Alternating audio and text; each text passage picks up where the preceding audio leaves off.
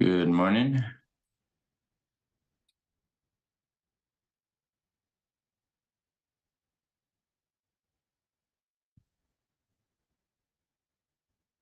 Zach, are we live or?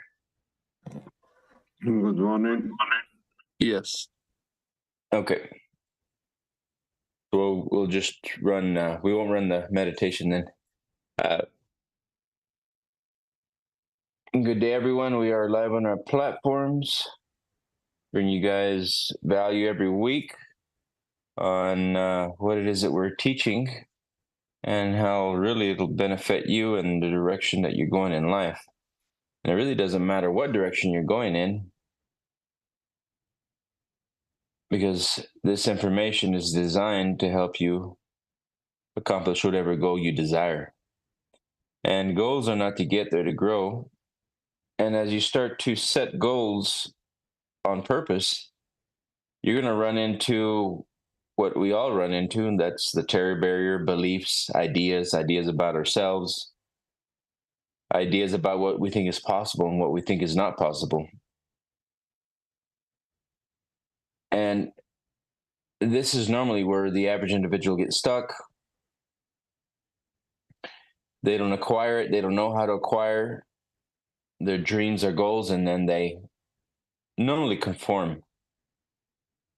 And conformity is a bad idea, because we really don't like conformity.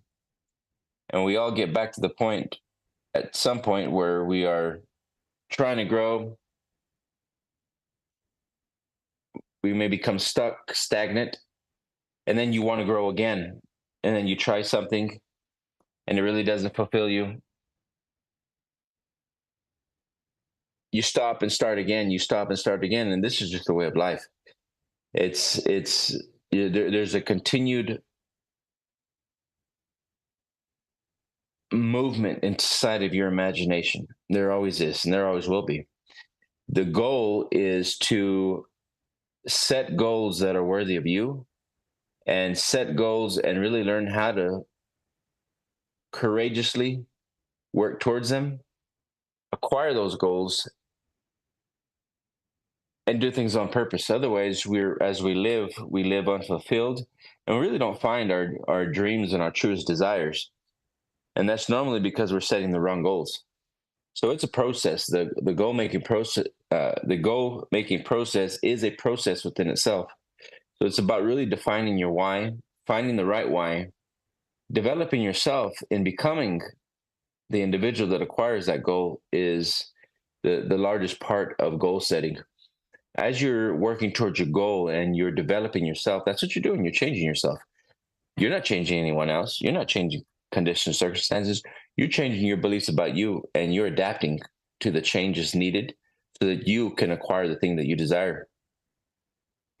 In the process of doing that, you're learning more about you than what you knew before. And the only way to do that is by setting these goals, goal achieving. All month we're talking about the self-image. Your self-image has to change. It's not the people, it's not the conditions, it's not the circumstances. It's what you know currently that has brought you to where you're at. And then it's going to be what you need to change about you to go beyond what you know. And this sets up the next steps that are going to come into play, and that's going to be changing yourself, developing yourself. And we do that through repetition. You do that through learning how to take on the new habits and behaviors that you didn't do before, and adaptation. I'm going to play a short video, and then we'll come back to the lesson on the self-image.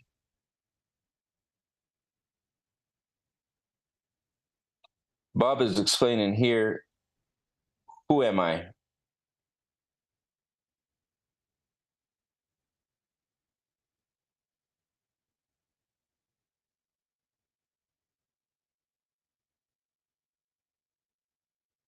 And for me, this is one of the largest, biggest ideas that continues to help me, and it actually helped me really since I was a child. Is really guiding me back to my higher sense of being and understanding that we're spiritual beings experiencing a physical reality. We're going to go into the video.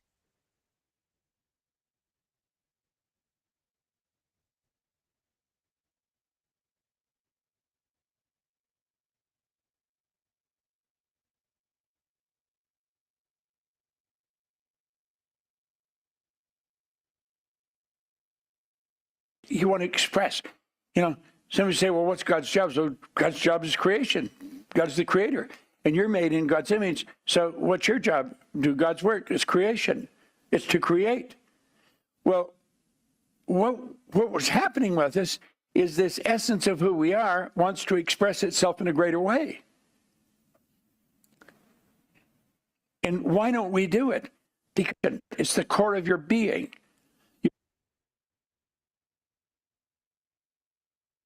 It requires no modification and no improvement. Now, you've seen me put that slide up many times. Most of you have. What does it really mean? Your spiritual DNA, in other words, the essence of who you are, right in the center of your being is perfection. There's perfection. That's a big idea. Perfection. It's that perfection that seeks expression. That's pure, unadulterated spirit. It's the core of your being. You're one with God. God, it's you want to express. Somebody say, well, what's God's job? So God's job is creation. God's the creator. And you're made in God's image. So what's your job? Do God's work. It's creation. It's to create.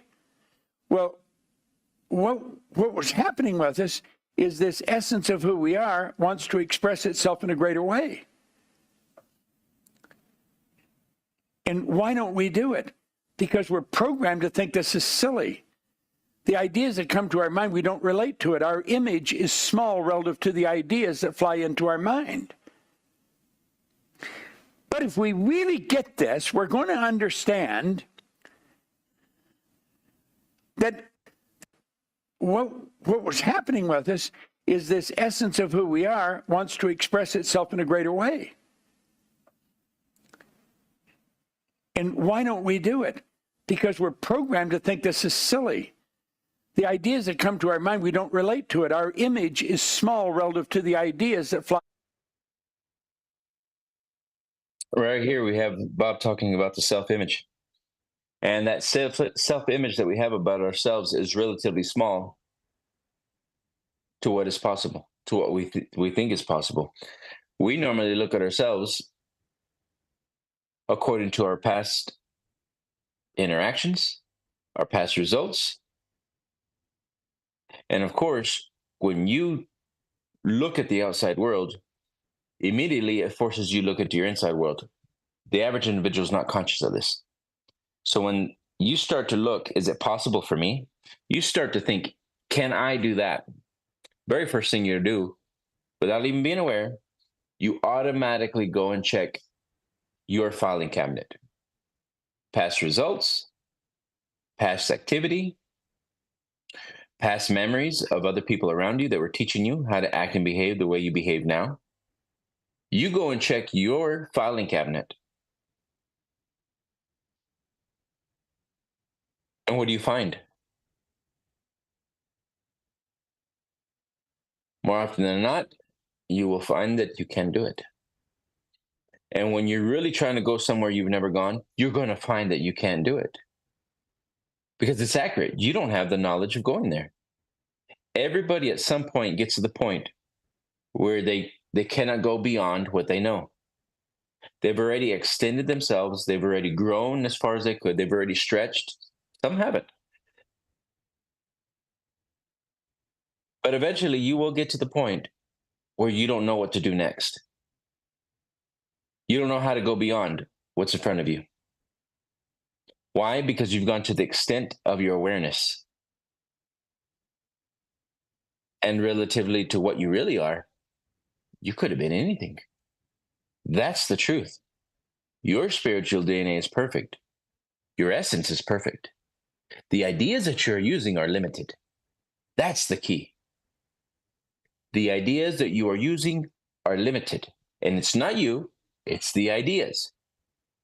You have gone as far as what you've been taught. Now let's watch. into our mind. But if we really, and why don't we do it?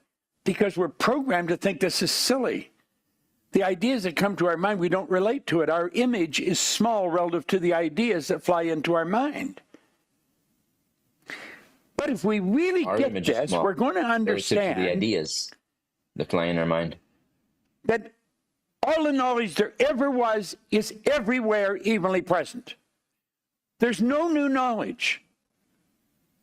We talk about the knowledge explosion. There's no knowledge.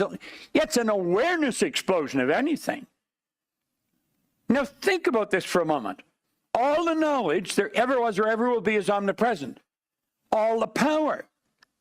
You never have to worry whether you're going to have the juice to get the job done. The tank is always full. Now think. All the power there ever is, ever was, or ever will be. And it's ever present. Doesn't matter where you are. I was thinking, I had the pleasure of working with Ed Mitchell.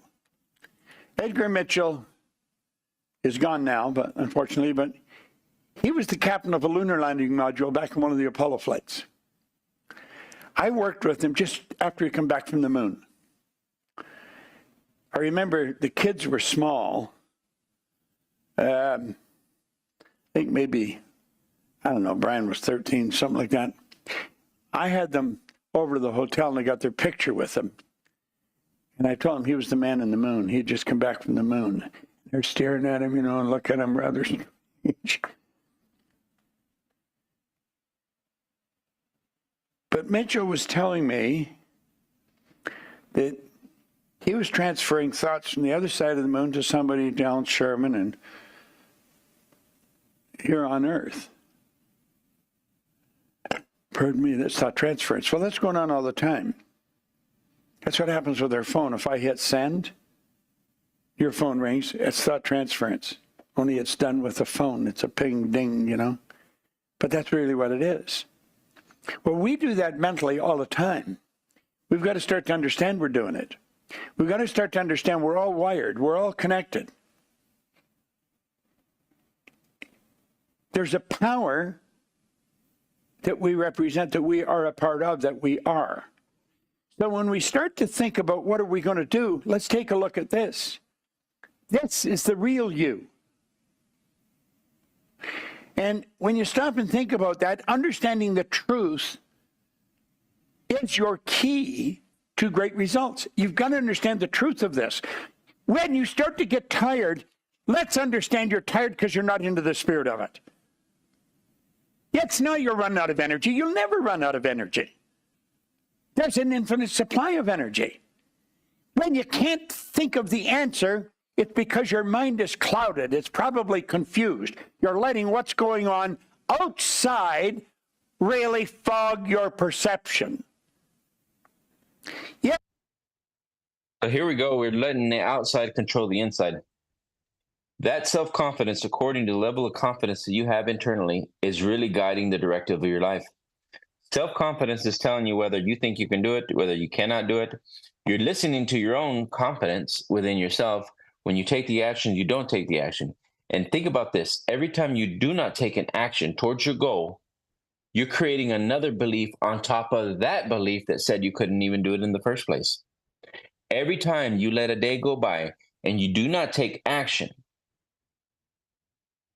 on your visions, on your goals, you're planting another belief on top of that belief as you reject the goal, as you reject that perfection that's within you. And you're just planting more beliefs on top of the originating belief that did not know how to do it.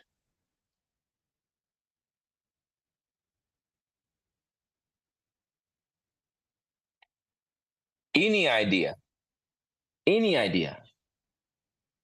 that is planted in the mind, that is nourished, that is cared for, will begin at once to clothe itself in its most convenient form available. You will begin to get the ideas on how to originate, how to create, how to unfold that reality. But if you do not choose, if you're not aware enough there's something stopping you from choosing that goal, your vision, your true desires, your heart's desires, you conform.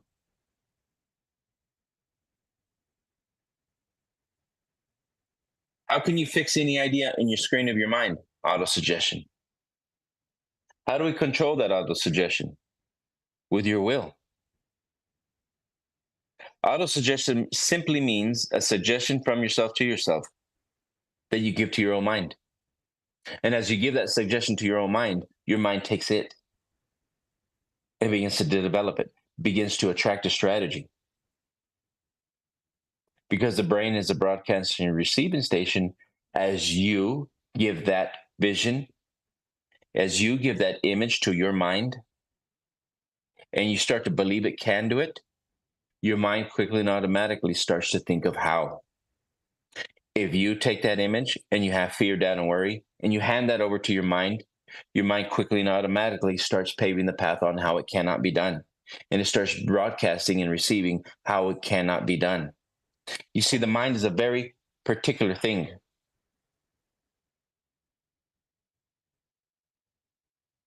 You're guiding it according to the amount of energy you have towards a positive or a negative. If it's negative, you're going to find every reason why it cannot be done. If the energy is positive, it starts to think of how it can be done. And through the continued impression of that idea, you start to get ideas from that position, that point of consciousness in your mind, in your awareness. Nothing can bring peace but yourself.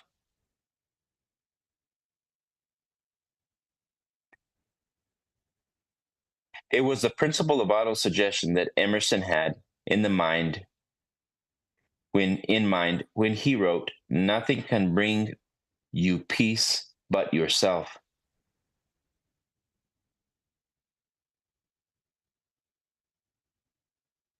Auto-suggestion.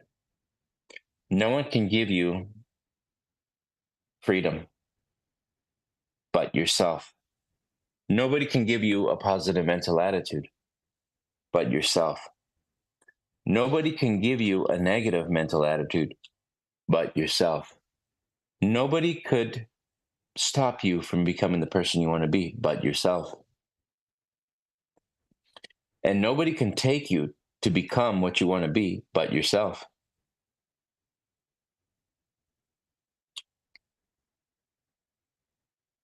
This is why it's so important to understand what ideas are controlling me. When you really start to look around and look at what's been controlling your behavior, you're going to find out you've been locked up in a mental prison. And it's a mental prison of your own. And when you really look around, you're going to see that there's no bars. You were always free. You were always free to go as far as you wanted to go. You were always free to look for advice. You were always free to look for personal development. You were always free to develop yourself. You were always free to learn how. You were always free to find the right mentors, to find the right leadership, to find the right books. You were always free to change. What you're beginning to understand is that those bars or that freedom that's been locked away from you for so long was something you created on your own. Mental blocks. How do we know this? So, because we study this, we research this. We're developing and working with doctors, scientists to develop a better way to help people go beyond what they know how to do. They know that they can or cannot do. The same man that thinks they can and the same man that thinks they cannot are both correct. There's a psychology within your nature that really locks you up in a cell that's unseen. It's really baffled me for years how so many people are locked up in cells. How can you break out of a prison you don't even know you're in? And this is the way the majority of people live. Not because they cannot, because they're unaware. Walk around today. Walk around today and ask yourself, do I really know where I'm going? Do I really know who I'm becoming? Do I really know where I'll be in 1 year from now, 3 years, 5 years, 10 years, 20 years, 30 years, 40 years, 50 years? Am I really living the way I want to live? You don't know how much time you have. Nobody ever does. The only time you have is right now. Am I really becoming the person I wanted to be? Am I locked up in a prison that's unseen? What's stopping me from living the life that I desire? You got to really, really take a deep dive in and look at yourself. Nothing can bring you peace but yourself. Of course, you would need the cooperation of others if you aim to attain success of a far reaching nature. But you will never get the cooperation unless you vitalize your mind with a positive attitude of self confidence. I'm reading out of Napoleon Hill's Law of Success. I'm going to reading out of self confidence all month. We're going over self confidence. Nothing can bring you peace but yourself. Of course, you will need the cooperation of others if you aim to attain success of a far reaching nature. But you will never get the cooperation unless you vitalize your mind with a positive attitude of self confidence. This is what I'm getting at.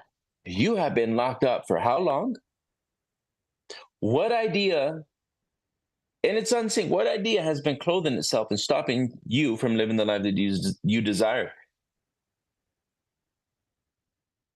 Perhaps you have wondered why a few men advance to highly paid positions or create their own positions, while others all around them who have as much training and who seemingly perform as much work do not get ahead. Select any two people of these two types that you choose and study them. And the reason why one advances and the other stands still will be quite obvious to you. You will find that one who advances believes in himself. You will find he backs his belief with such dynamic, productive, aggressive action that he lets others know that he believes in himself. You will also notice that the self-confidence is contagious. It is impelling. It is persuasive. It attracts others. You will also find that the one who does not advance shows clearly by the look on his face, by the posture of his body, by the lack of briskness in his step, by the uncertainty with which he speaks, that he lacks self-confidence. No one is going to pay much attention to the person who has no confidence in himself. He does not attract others because his mind is a negative force that repels rather than attracts. In no other field of endeavor does self-confidence or the lack of it play such an important part as in the field of salesmanship. And you do not need to be a character analyst to determine the moment you meet him whether a salesperson possesses this quality of self-confidence. I've always known the quickest way to find out what a man's made of is asking him himself. The quickest way to find what you're made out of is ask an individual to sell, ask an individual to create something that's never been created for, ask an individual to create a company. Just like that, you'll find out how confident they are.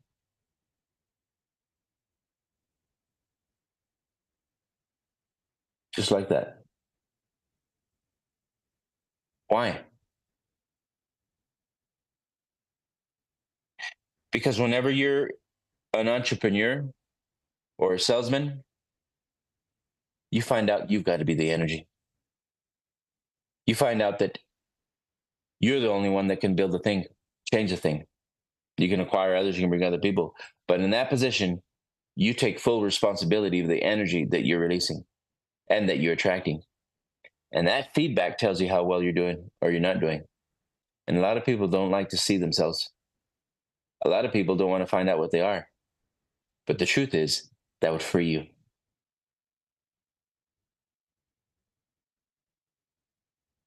any salesman, you'll find that they are building their self-confidence. They have to.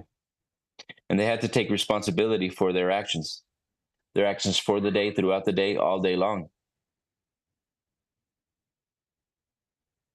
If he has it, the signs of this influence are written all over him. He inspires you with confidence in him and in the goods that he is selling the moment he speaks. We come now to the point at which you are ready to take hold of the principle of vital suggestion and make direct use of it into developing yourself into a positive and dynamic and self-reliant person. You've got to be self-reliant. I'm going to look here at, this is in Napoleon Hill's book, Law of Success, self-confidence formula. First, I know that I have the ability to achieve the object of my definite purpose. Therefore, I demand of myself persistent, aggressive, and continuous action toward its attainment. First, I know that I have the ability to achieve the object of my definite purpose. Therefore, I demand of myself persistent, aggressive, and continuous action toward its attainment. Number two, I realize that the dominating thoughts of my mind eventually reproduce themselves in outward bodily action and gradually transform themselves into physical reality. Therefore, I will concentrate my mind for 30 minutes daily upon the task of thinking of the person I intend to be by creating a mental picture of this person and then transforming that picture into reality through practical service. I realize that the dominating thoughts of my mind eventually reproduce themselves in outward bodily action and gradually transform themselves into physical reality. Therefore, I will concentrate my mind for 30 minutes daily upon the task of thinking of the person I intend to be by creating a mental picture of this person and then transforming that picture into reality through practical service. Now, this is where we get into really the truth of finding yourself. Because whenever you can step into your own mind, you can step into your own body, you can step between your eyes, behind your eyes, and you can give yourself a command, give that body a command to act and behave as it would have never have behaved, you are truly re-educating the mind, brain, and body. You see, when you give yourself a goal, you are truly retraining that mind, brain, and body to act and behave as it would have never have behaved. This is huge. So many people miss the lesson.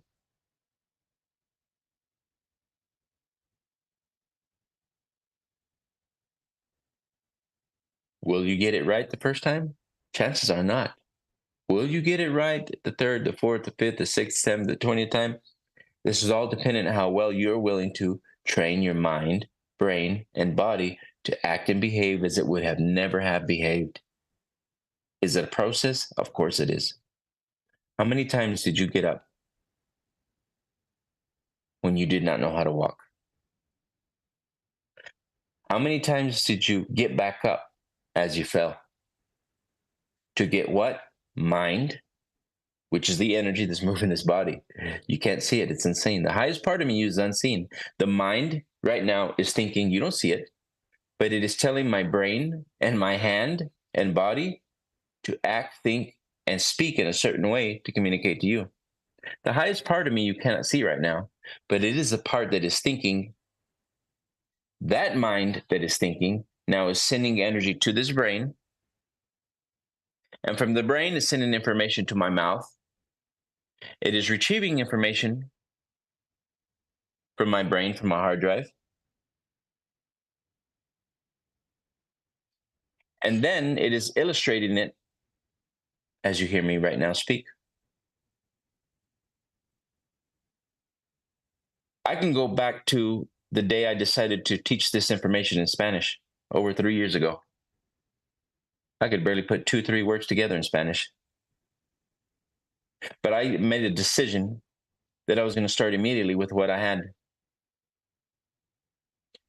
Over 3 years later, it's improved quite drastically. It's still not perfect, but I've been practicing this teaching 6 days a week. every week for over 3 years. And by making a decision that I would give a class 6 days a week, every year, by law, I had to begin to express that energy. And by beginning to express that energy, I'm getting mind, which is unseen, brain, hand, eye, mouth coordination. It wouldn't have happened any other way. And just the same manner that anything else in your life, if I would not have made the decision of thinking, well, what will people think about me? What will people say? What about all the people that speak Spanish who are going to hear me? What would they think? And there's another problem. So many people care about what other people think. And guess what that causes the individual to do? Quit, stop, never even start. You see, there are so many beliefs, there are so many thoughts in your mind right now as you're thinking that want to stop you from doing anything and everything that you want to do. You got to literally not care what anybody thinks. You got to literally control your energy, control your mindset from talking you out of becoming the person you want to be. You got to literally take control of your mind, which is unseen, and then re-educate your mind to act and behave as it would have never have behaved. By me causing my mind, my mouth, my body to act and behave as it would have never have behaved, I began re-educating my consciousness to express another behavior. Years down the road, I'm talking to people, they're telling me, you impacted my life, and I could barely even understand what you were saying.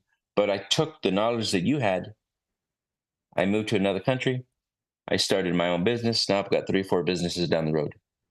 When I could barely even speak Spanish. How'd that happen? Well, 1, I believed in myself. 2, I didn't care what people thought. 3, I knew that if I could speak enough and if people could understand me and take what I'm teaching, it would change their lives. I knew it.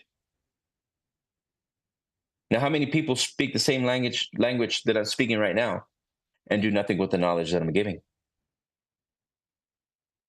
Belief. Now you're understanding belief and how belief controls your body, controls your imagination, controls whether you think it's possible for you or not, controls whether you're going to invest in you or not. Belief, self-confidence. One of the biggest words in your room, because that's what's controlling your behavior. Third, I know that through the principle of autosuggestion, any desire that I persistently hold in my mind will eventually seek expression through some practical means of realizing it. Therefore, I shall devote 10 minutes daily to demanding of myself the development of the factors named in the 16 lessons of the reading course of the Law of Success. I know that through the principle of autosuggestion, any desire that I persistently hold in my mind will eventually seek expression through some practical means of realizing it.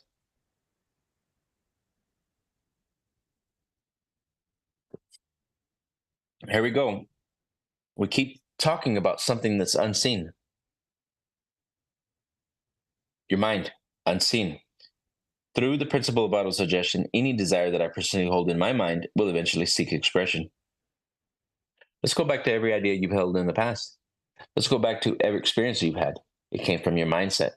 You see, you can never go beyond your mindset unless you're willing to challenge yourself. You're willing to develop yourself. Do you have to have the right people? Of course you do. Do you have to have people that are going to show you how to re-educate your mind, body, actions? Of course you do. If you've never gone into personal development before, you're going to learn a whole lot about yourself.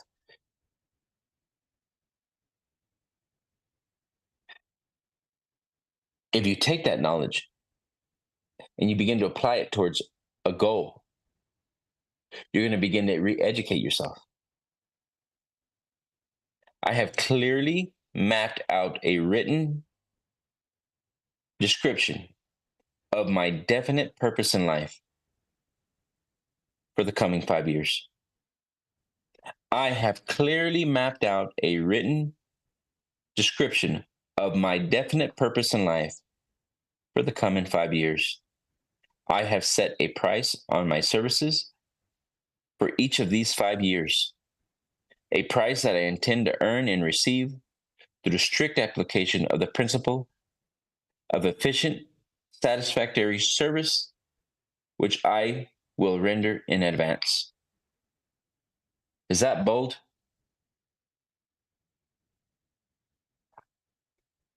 Is that normal? Is that uncommon? How many people around you do you have right now that has written down a description of their definite purpose in life for the coming 5 years?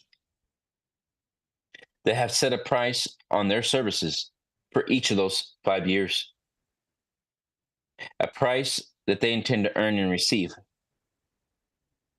The strict application of the principle of efficient, satisfactory service, which I will render in advance. If you find that you do not know anyone that has done this, that you yourself have not done this,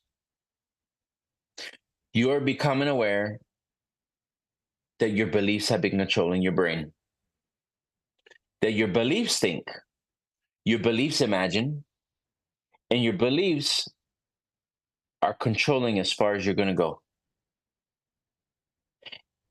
It is very normal to look around and find nobody doing this.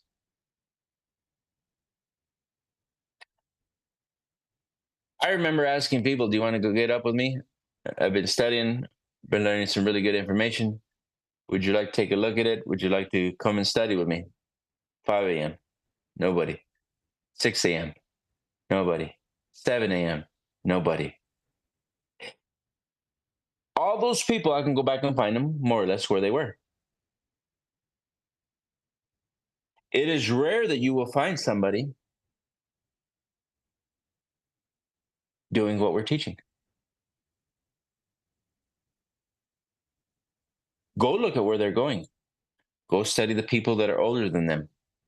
Go study the people that have 10, 20 years, 30 years underneath their belt of doing things in their way. Go study the minds and the consciousness of all the people in your neighborhood. Go study their families. Go study if the way they use their mind has taken them to live the life they really desire. And everywhere I've asked that question and talked to people, I always find people say, I wish I would have done more. I wish I would have done this. I had the chance. I had opportunities. I didn't take them. I was scared. I had fear. I didn't know if I could. I didn't think I could. Well, it's too late now. It's never too late. And it doesn't matter how old you are. I have Bob here with his age, and he was running circles around young individuals. It's all a mindset. It's all ideas, and it's all beliefs. Again, you will find your own mind work at talking you out of changing yourself. The question is when are you going to be willing and able to change yourself? This is the true question. And this is how we grow. This is how we develop ourselves. When we make that decision that I am worthy, that I'm worthy of more, and I'm worthy on betting on myself. I am worthy on growing and developing myself. And this is the only way that you will change the experiences that you're having, give your family a better life, a better experience. And it's by developing yourself. It's changed my world. It's changed the world of hundreds and thousands of people globally. The information that we're teaching has literally changed the lives of hundreds and thousands of people. Not an accident. Very few will choose, but the do that choose are the ones that are earning 6, 7, 8 figures. And I can say that because I know those people. I work with those people. If you're one of them that's ready, willing, wanting to live a better life, you got to bet on yourself. Send us a message. Thank you guys. And everyone, have a wonderful day.